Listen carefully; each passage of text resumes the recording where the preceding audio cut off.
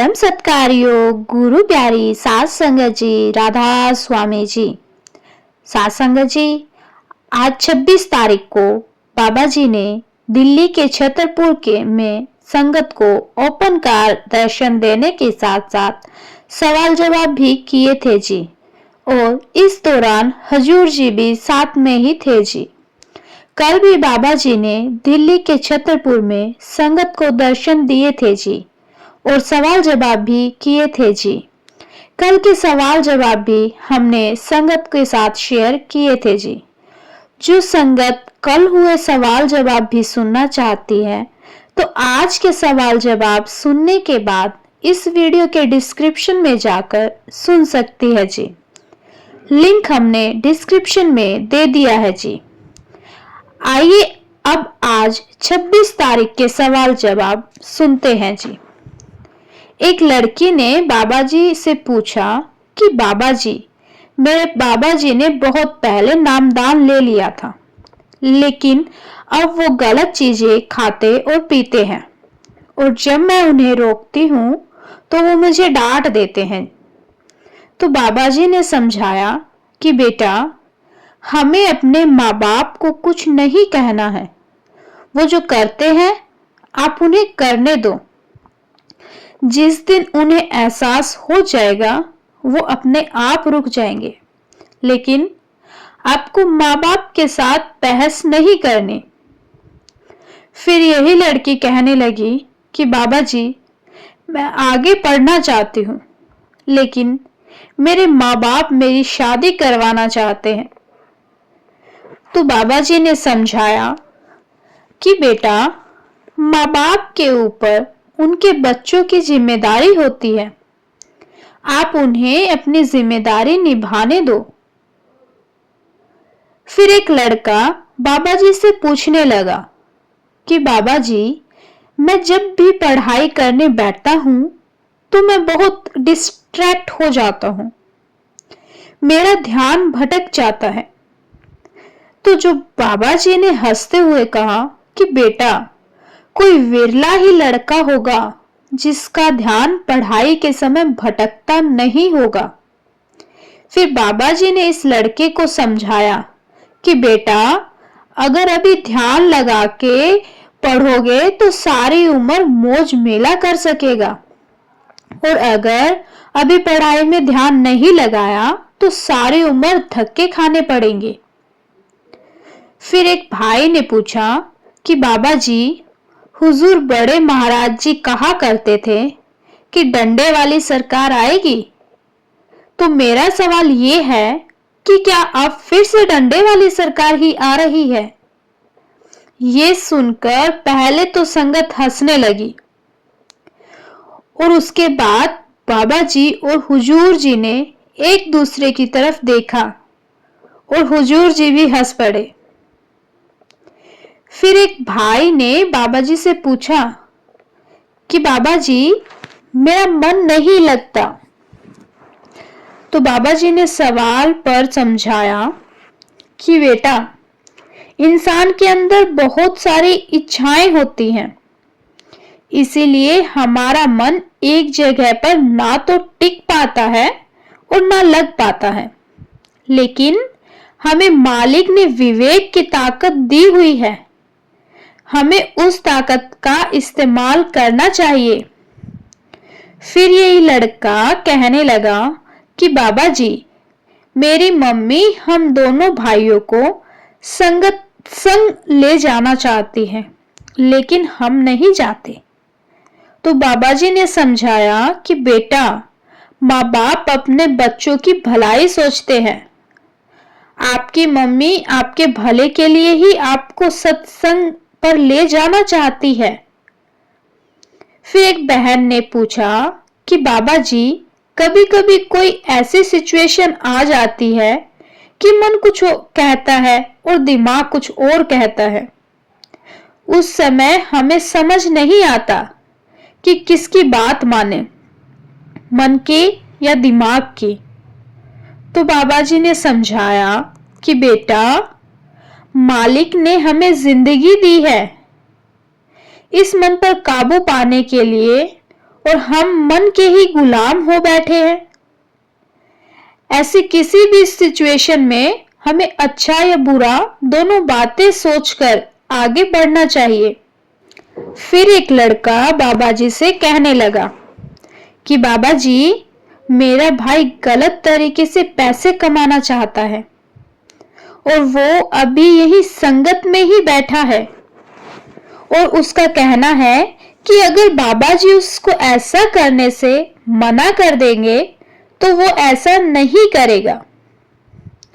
तो बाबा जी ने समझाया कि बेटा, हमें सिर्फ हक हलाल की कमाई करनी है। गलत तरीके से हम कभी तरक्की हासिल नहीं कर सकते। गलत तरीके को अपनाएंगे तो आगे चलकर बहुत पछताना पड़ेगा। चाहे थोड़ा कमाओ, लेकिन मेहनत और हक हलाल की कमाई करनी चाहिए। गलत रास्ते जैसा शॉर्टकट नहीं अपनाना चाहिए। फिर एक भाई ने पूछा कि बाबा जी, सरकारी नौकरी को ईमानदारी से कैसे करूं? कई बार ऐसे दबाव आ जाते हैं कि सब कुछ करना पड़ता है। तो बाबा जी ने समझाया कि बेटा, आप अपनी तरफ से सिर्फ ईमानदारी रखो और बाकी उस मालिक पर छोड़ दो। फिर यही भाई कहने लगा कि मुझे मास्टर पूरन जी ने कहा था कि तू सेवा जरूर करना, लेकिन मैं सेवा नहीं कर पा रहा। तो बाबा जी ने समझाया कि बेटा, हर चीज का एक वक्त होता है। फिर एक भाई ने पंजाबी में बाबा जी से पूछा था, जिसका मैं आपको हिंदी अनुवाद सुना रही हूं जी। इस भाई ने पूछा कि बाबा जी, मुझे बहुत ज्यादा गुस्सा आता है और मैं खुद पर काबू नहीं रख पाता। तो बाबा जी ने इस भाई को समझाया कि बेटा, गुस्सा किसी भी चीज का हल नहीं हो सकता। गुस्से में हम अपना ही नुकसान कर बैठते हैं और बाद में हमें पछताना पड़ता है। आप कोशिश करें कि सबके साथ प्रेम से रहें और प्रेम से ही बात करें। फिर एक लड़की ने बाबा जी से पूछा कि बाबा जी, मैं दूसरों की हेल्प करती हूँ, लेकिन दूसरे लोग ही मुझे गलत साबित कर देते हैं। बाबा जी ने कहा कि आप अपनी तरफ से अच्छा करती जाओ, गिनती मत करो और दूसरों से कोई उम्मीद ना रखो। जब हम दूसरों से उम्मीद रखते हैं और हमारी उम्मीद जब टूट जाती है तो हमें खुद दुख होता है। इसीलिए आप बस उस मालिक पर विश्वास रखो और अपनी ओर से सबके साथ अच्छा करो। फिर एक भाई बोला कि मेरे पास कोई सवाल नहीं है, आप मुझे भजन सिमरन की ताकत बख्शना, मुझ में भजन सिमरन करवाते रहना। तो बाबा जी ने कहा कि बेटा, ये काम तो हमें खुद ही करना पड़ेगा, खुद ही मेहनत करनी पड़ेगी। फिर एक लड़की ने पूछा कि बाबा जी, मैं बहुत साल से सेवा करती आ रही हूं, लेकिन अब जब नामदान लेने की बारी आई तो मेरे कदम पीछे जा रहे हैं। तो बाबा जी ने इस लड़की को समझाया कि बेटा, हमें नामदान तभी लेना चाहिए जब हम खुद को उसके काबिल समझे। नामदान एक बहुत बड़ी जिम्मेदारी है। फिर यही लड़की कहने लगी कि मैं अपनी माँ की डेथ को भूल नहीं पा रही हूँ। तो बाबा जी ने समझाया कि बेटा, जो हमारे बहुत करीब होते हैं हम उन्हें भूल नहीं पाते हैं, लेकिन हमें समझना चाहिए कि जो आया है उसका जाना भी तय है। ये सवाल उस लड़की ने मेरी तरफ से किया। बाबा जी का बहुत बहुत शुक्र है जो ये सवाल जवाब मेरे तक पहुंचाया। मैं भी बाबा जी से यही सवाल करना चाहती थी। तो चलिए सवाल जवाब जारी रखते हैं।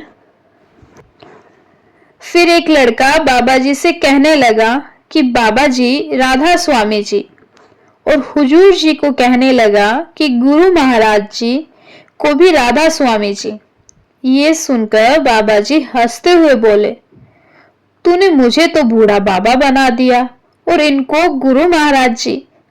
बाबा जी की इस बात को सुनकर संगत बहुत जोर जोर से हंसने लगती है जी। साथ संगत जी, इसके बाद बाबा जी और हुजूर जी ने संगत को ओपन कार में दर्शन दिए जी। प्यारी साथ संगत जी, वीडियो को शेयर करने की सेवा जरूर किया कीजिए जी। आपके एक शेयर से वो संगत जो दिल्ली नहीं जा सकी, वो भी आज हुए बाबा जी और संगत के सवाल जवाब सुन लेगी। कमेंट में राधा स्वामी लिखना मत भूले जी।